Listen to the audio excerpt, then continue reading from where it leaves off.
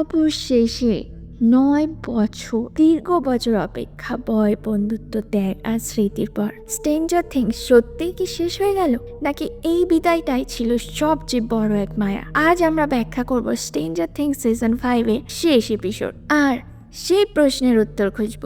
11 কি সত্যিই মারা গেছে, নাকি সে এখনো কোথাও বেঁচে আছে? চলুন শুরু করা যাক। এখন সব বাচ্চারা উল্টো দুনিয়ার ভেতরে চলে যায়। ওই কারণেই মিলিটারিরা সেখানে আসে। মিলিটারিদের মধ্যে একজন ডাক্তার এসে জিজ্ঞাসা করে গেটটা কারা খুললো, কিন্তু এক মুহূর্তের মধ্যেই সে বুঝে যায় গেট খুলেছে ঠিক ওরাই, যারা এখনই ওই পোর্টালের ভিতরে ঢুকেছে। তখন পর্যন্ত সব বাচ্চারা এক জায়গায় নামতে শুরু করে। তাদের মধ্যে কয়েকজন এখানে এক ল্যাবের কাছে থেমে যায়, আর বাকিদের টাওয়ারের দিকে পাঠিয়ে দেওয়া হয়। কিন্তু তখনও মিলিটারিরা এসে পৌঁছায় এবং সব কিছু দেখে ফেলে। আমরা হেনরিকে দেখি যে স্বপ্নের জগৎ থেকে সব বাচ্চাদের একত্র করে ফেলেছে আর তাদের সাহায্যে দুই জগৎকে মিলানোর কাজ করছে। অন্যদিকে আমরা ভিক্কিকেও দেখি। ভিক্কি এখানে ম্যাক্সের কাছে আছে, আর ঠিক সেই জায়গায় যেখানে রবিনের রেডিও আছে, ঠিক তাদের নিচে উল্টা জগতের ভিতরে সবাই টাওয়ার পর্যন্ত পৌঁছে যায়, অর্থাৎ ওই রেডিওর কাছে, আর ধীরে ধীরে টাওয়ারের উপর উঠে যেতে শুরু করে। ওরা বুঝতে পারে যে ওই জগৎ আমাদের টাওয়ারের সাথে ধাক্কা লাগিয়ে আমাদের ভেঙে ফেলবে। তাই রেডিওর সাহায্যে এখান থেকে জিমের কাছে একটা মেসেজ পাঠানো হয় এবং বলা হয় দ্রুত 11কে বলো যে সে হ্যান্ডির ঠিকানা খুঁজে বের করুক। সেই কারণে জিম দ্রুত ওই বার্তা 11-এর কাছে পাঠিয়ে দেয়। 11, ম্যাক্স আর কালি এই তিনজন মিলে হ্যান্ডির খোঁজ করছে। শুধু ম্যাক্সই জানে, সেই কারণেই ওদের ম্যাক্সকে সাথে নিয়েছে। 11 তখন ওখানে পৌঁছে যায় যেখানে হেনরি সব বাচ্চাদের ধরে রেখেছে, আর সে হেনরিকে নিজের শক্তি দিয়ে দূরে ছুঁড়ে ফেলে। সেই কারণেই নিচের দিক থেকে আসা সেই পৃথিবী থেমে যায়। 11 সব বাচ্চাদের এখান থেকে চলে যেতে বলে আর হেনরির ওপর আক্রমণ করে। ধীরে ধীরে হেনরি ভেগনা হয়ে ওঠে, তাই এই সব বাচ্চারা বুঝতে পারে আসল বিপজ্জনক মানুষ হেনরি।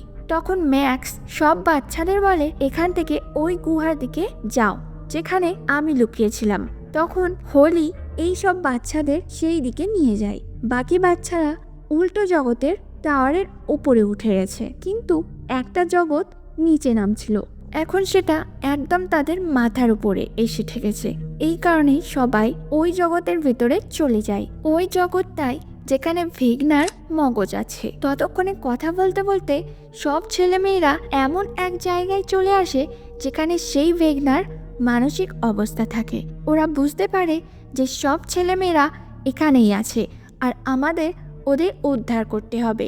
অন্যদিকে কালি আর 11 আছে যারা অন্য জগতে গেছে। তখন জিম তার অতীত দেখতে পায়। সেই অতীত তাকে ভেগনা দেখাচ্ছে। সে তার সামনে এসে দাঁড়ায় আর জিম 2-4টে গুলি চালিয়ে দেয়। কিন্তু তখনই জিম জানতে পারে যে এই গুলি আমি একটা ওয়াটার ট্যাঙ্কের উপরে চালিয়ে ফেলেছি। যখন সে সেটা খুলে রাখে তখন বুঝতে পারে যে আমি গুলি 11-এর উপরে মেরেছি। সেই কারণেই সে কাঁচ ভেঙে 11কে বাইরে বের করে আনে।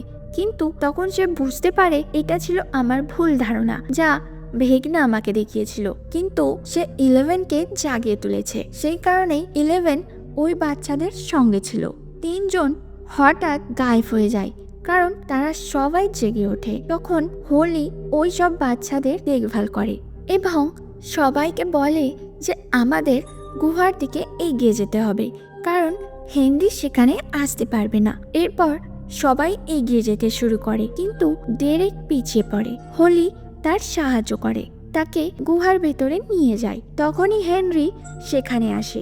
তার ভেগনা অবতারে হোলির পা ধরে ফেলে, কিন্তু মোটা ছেলেটা আর বাকি বাচ্চারা হোলিকে ভেতরে টেনে নিয়ে যায়। তখন তারা বুঝতে পারে হেনরি এই গুহার ভিতরে ঢুকতে পারবে না।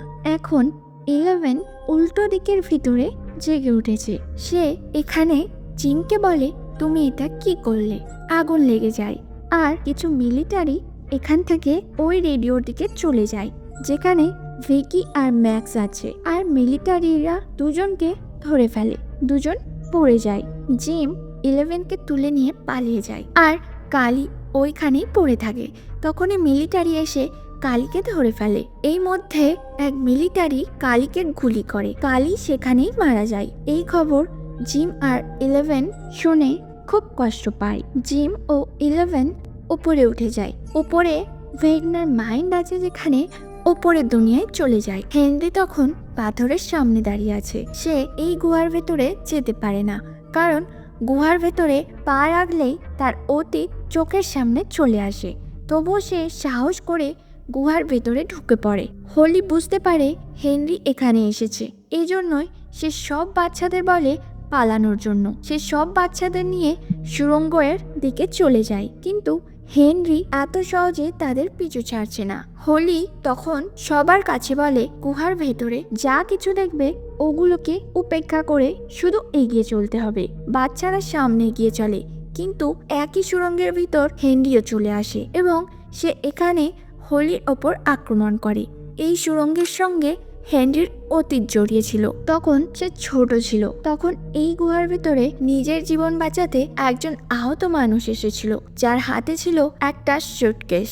হেনরি তখন সেই মানুষের কাছে যায় এবং বলে, আমি তোমার জীবন বাঁচাতে এসেছি। কিন্তু সেই মানুষটা হেনরির ওপরই গুলি চালিয়ে দেয়। তখন হেনরি ছোট ছেলে ছিল, কিন্তু সে একটা পাথর তুলে ওই মানুষটাকে মারতে শুরু করে। সুটকেসের ভেতরে একটা ছোট্ট হাই জিনিস ছিল, আর হেনরি ওটা ছুলেই হাই মাইন্ড তার ভেতরে ঢুকে গেল। তারপর থেকে হেনরির মস্তিষ্ককে কন্ট্রোল করতে লাগলো। ঠিক ওই সময়ে উইল নামের একটা ছেলে এখানে এসে হেনরির মস্তিষ্কের সঙ্গে কানেক্ট হয়ে গেল, আর হেনরিকে বলে, তুমি এই কাজগুলো ছেড়ে দাও আর আমাদের সঙ্গে দাও। কিন্তু হেনরি না বলে। এখন উপরের জগতে খুব বড় গডজিলা হয়ে গেছে। অন্যগুলো ছেলে মেয়ে এই গডজিলার মতো দেখতে জিনিসটা শেষ করার জন্য গিয়েছিল, কিন্তু এই জিনিসটাই তাদের ওপর আক্রমণ করে। এজন্যই সবাইকে সেখান থেকে পালাতে হয়। ঠিক সেই সময় 11 চলে আসে। সে তার মস্তিষ্কের ভেতরে ঢুকে পড়ে আর তার মগজের মধ্যে থাকে ভেগনা। এখন ভেগনা আর 11 এই দুয়ের মধ্যে লড়াই শুরু হয়, কিন্তু ভেগনা এখনো 11-এর থেকে অনেক বেশি শক্তিশালী। বাকি বাচ্চারা বাইরে দাঁড়িয়েছিল। মাইক বলে, আমাদের 11-এর সাহায্য করতে হবে, কিন্তু 11-এর সাহায্য আমরা কিভাবে করব? তারা ঠিক করা গডজিলাকে পাথরের দিকে নিয়ে যাবে, এতে গডজিলা দুর্বল হয়ে যাবে। নাসি এগিয়ে এসে গডজিলার ওপরে গুলি চালায় এবং তাকে পাথরের দিকে নিয়ে যায়। গডজিলার মগজের ভিতর এখনো ভেগনা আর 11 দুজনেই লড়াই করছে। কখনো ভেগনা 11কে ছুঁড়ে ফেলে, আবার কখনো 11 ভেগনাকে। কিন্তু তখনই গডজিলা নাসিকে আক্রমণ করলে নাসিও তার উপর গুলি চালায়। ওই সময়ে সেখানে বাকিরা পৌঁছে যায়। ওরা এসে গডজিলার উপরে বোমা ফেলে, আগুন ধরিয়ে দেয়, আর সেইখানেই পড়ে যায়। গডজিলা মারা যায়, কিন্তু গডজিলার ভেতরে এখনো 11ও ভেগনা লড়াই করছে। কেউ একটা ধারালো জিনিস ঢুকিয়ে ভেগনাকে মেরে ফেলে। তখন গডজিলার মাথার ভিতর বাকি বাচ্চারা পৌঁছে যায়। ওরা এখানে আসে। তারা হোলি ও বাকি বাচ্চাদের মুক্ত করে। ভেগনা এখনো বেঁচে ছিল, তার আর কোনো শক্তি ছিল না। তখন জোশ কুড়াল দিয়ে ভেগনার গলা কেটে দেয়। তারপর তারা টাওয়ারের সাহায্যে নিচে নামতে থাকে এবং উল্টো জগতে চলে যায়। মরি ল্যাবের ছাদে উঠেছে। ও বুঝতে পারে যে সব বাচ্চারা এসে ট্রাকে চড়ে গেছে, তাই সে একটা বোমা সেট করে দেয় আর জিম হপারকে নিয়ে পালিয়ে যায়। তখন সব বাচ্চারা গেট দিয়ে বেরিয়ে আসে, কিন্তু বেরিয়েই ডাক্তারের নাম করা ওই মেয়ে সবাইকে ধরে ফেলে। পরে বুঝতে পারে যে 11 এখানে নেই, ওই জগতে থেকেই গেছে। ভেতরে বোমা লাগানো ছিল। তখনই বোমা অ্যাক্টিভ হয়ে যায় এবং সেখানে একটা বিশাল বিস্ফোরণ ঘটে। তার ফলে যে ওয়ার্ম হোলের দেওয়ালগুলো ছিল সেগুলো সব ভেঙে পড়ে এবং একটা খুব তীব্র ঝড় আসে। ওই ঝড়ের মধ্যেই সবাই 11কে দেখতে পায়। 11 সেখান থেকে উড়ে চলে যায়। এভাবেই উল্টো সব দরজা বন্ধ হয়ে যায়। এখন শহরের ওপর কখনো কোনো ঝুঁকি থাকবে না। ডাস্টিন আজ খুব খুশি, যা মনে আসে তাই বলে। তার এই আচরণে সবাই মজা পায়, বিশেষ করে অ্যাক্সি নামের মেয়েটি, যে ডাস্টিনকে পছন্দ করে এবং বলে, আমার বাড়িতে পার্টি আছে, তুমি আসবে? অন্যদিকে রেডিও স্টেশনের ছাদের ওপর স্টিভ, রবিন, জনাথন, নাসি এই 4 জন একসাথে বসে আছে। স্টিভ বলে, এখন থেকে আমি বাচ্চাদের পড়ানো শুরু করব, আর আমি তাদেরকে সেক্স সম্পর্কে বলবো। এই কথায় 3 জনেই হাসতে লাগলো। রবিন আগের থেকেও বেশি সুন্দর হয়ে উঠেছে। জিমও জয়েসকে নিয়ে একটা ক্যাফেতে এসেছে, যেখানে এসে সে তাকে প্রপোজ করে, কারণ সে তার সাথে পুরো জীবন কাটাতে চায়। জয়েস তার প্রপোজাল গ্রহণ করে। সব 5টা ছেলে মাইক এর বাড়িতে জমায়েত হয়েছে। তাদের মধ্যে আছে ভিল, লাক্স, ম্যাক্স, ডাস্টিন। মাইক সবার সামনে বলে 11 মারা যায়নি। সে একটা ইলিউশন বানায় এবং সবার মনে হয় যে 11 সেই ওয়ার্ম হোলের ভেতরে ঢুকে গেছে। সে সেখান থেকে বেরিয়ে গিয়েছিল আর হয়তো আজ দূরে কোনো পাহাড়ের মধ্যে নিজের একটা জীবন কাটাচ্ছে। কারণ 11 শেষবার শুধু মাইককে দেখেছিল। তখন মাইকের মা খাবারের জন্য সবাইকে ডাকে। সবাই উঠে পড়ে। হোলি নামের মেয়ের বন্ধুরা এই বাড়িতেই এসেছে, আর সে বন্ধুদের সঙ্গে গেম খেলতে লাগলো। মাই ওদের খেলতে দেখে, তার শৈশব মনে করায়, আর এভাবেই এই সিজন শেষ হয়। Hello everyone, welcome back to my YouTube channel RM explainer Bangla. চ্যানেলটি সাবস্ক্রাইব করে পাশে থাকা বেল আইকনটি প্রেস করে অল নোটিফিকেশনে সেট করে দিন, যাতে সমস্ত ভিডিওর আপডেট সবার আগে পেয়ে যান।